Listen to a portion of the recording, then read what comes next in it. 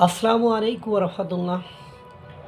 পাকিস্তান ভারতের চিরশত্রু, আর সেই চিরশত্রুরে তার বন্ধু ডোনাল্ড ট্রাম্প এভাবে সবল মারবে, এভাবে যে একেবারে ঘরের শত্রু বিভীষণ হয়ে যাবে, পাকিস্তান মনে হয় বুঝতে পারে নাই।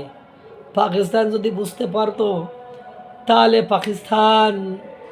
পাকিস্তান বুঝেও কী লাভ। পাকিস্তান এখন এমন একটি দেউলিয়া, ব্যর্থ, জঙ্গি, সন্ত্রাস এই রাষ্ট্র, তাদের বুঝেও আর কোনো লাভ নেই।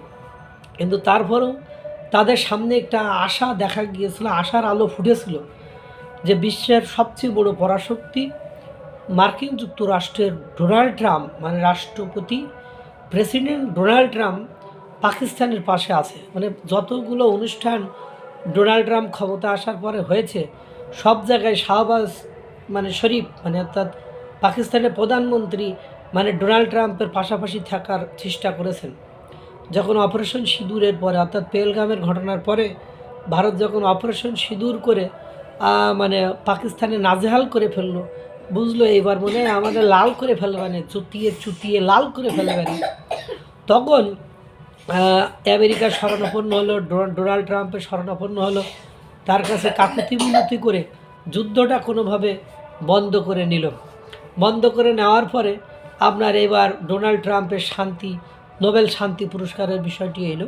তখন সরাসরি পাকিস্তান ডোনাল্ড ট্রাম্পের কৃতিত্বের কথা স্বীকার করে শান্তির নোবেল শান্তি পুরস্কার দেওয়ার জন্য শান্তি কমিটির কাছে, নোবেল কমিটির কাছে পর্যন্ত আবদার করেছে। আমরা অনুষ্ঠানে দেখেছি যে শাহবাজ শরীফকে বলছে, হ্যাঁ তুমি এটা করবা না? ডোনাল্ড ট্রাম্প বলছে, হ্যাঁ অবশ্যই করবো না কেন। তারপরে এই যে ইসরায়েলে বা ফিলিস্তিনি শান্তি চুক্তি বা চুক্তি হলো, সবার আগে যে সেটা সিগনেচার করে ফেললো, তারপরে সেখানে সৈন্য পাঠানোর প্রস্তাব দিল। তারপরে ভারতে পাকিস্তানে মার্কিন যুক্তরাষ্ট্রের হাই কমিশন ঘিরোয়া করতে গেলে বিএলএ বিএলএ না, ওটা হলো পিএলএ, পাকিস্তানের লাভবাহিক এই যে সংগঠনের প্রায় 450 মানুষকে মেরে দিল শুধুমাত্র মার্কিন যুক্তরাষ্ট্রের সাথে ঝামেলা করার কারণে। তারপরে আসিফ মুনির এবং শাহবাজ শরীফ ব্যাগের ভেতরে করে বেলুচিস্তান সহ পাকিস্তানের যেখান বিরল খনিজ সম্পদ রয়েছে বা খনিজ পদার্থ রয়েছে, সেগুলোর ছবি এঁকে পর্যন্ত নিয়ে গেল, যে এরা দেখাইলো যে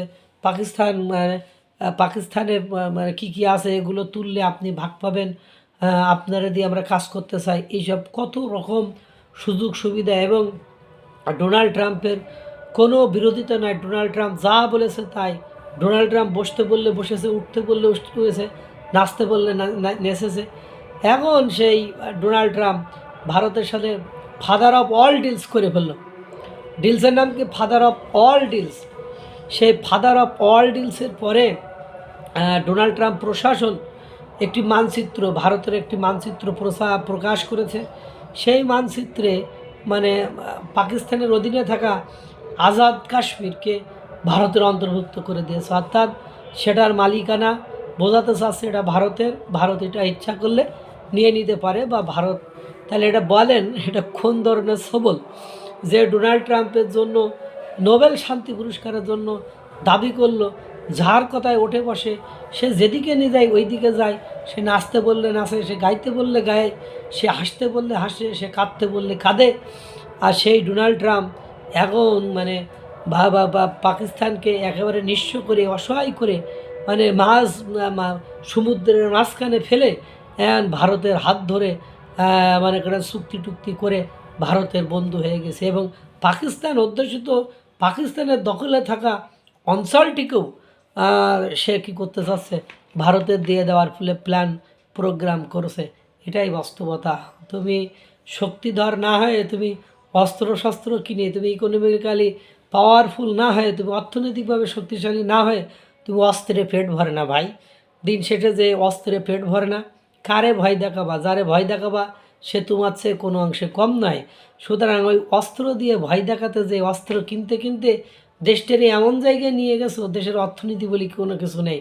আর কথায় আছে লাভে লোহা বাই, ভারী বস্তু বাই, বিনা লাভে কেউ তুলাও পায় না। তো এই যে অবস্থা, তুমি এই অবস্থার সৃষ্টি তুমি নিজেই করেছো।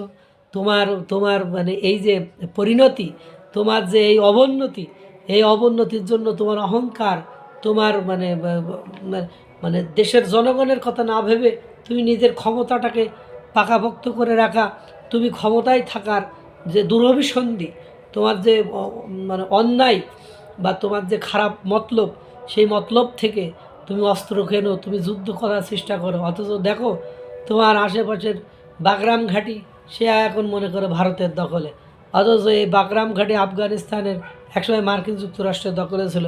বালুচিস্তান লিবারেশন আর্মি তারা স্বাধীনতা দাবি করেছে, সেখানকার অস্ত্র বালুচিস্তান থেকে বেলুচিস্তান থেকে মানে খনিজ তোলা তো দূরের কথা, তোমার তো সে অঞ্চলে ঢুকতেই দেয় না, একের পর এক তোমার অতিষ্ঠ করে ফেলেছে। এটাকেই বলে মানে গোদের উপর বিষ ফোড়া। আল্লাহ তাআলা সকলকে ভালো রাখুক, সুস্থ রাখুক। আসসালামু আলাইকুম রহমতুল্লাহ।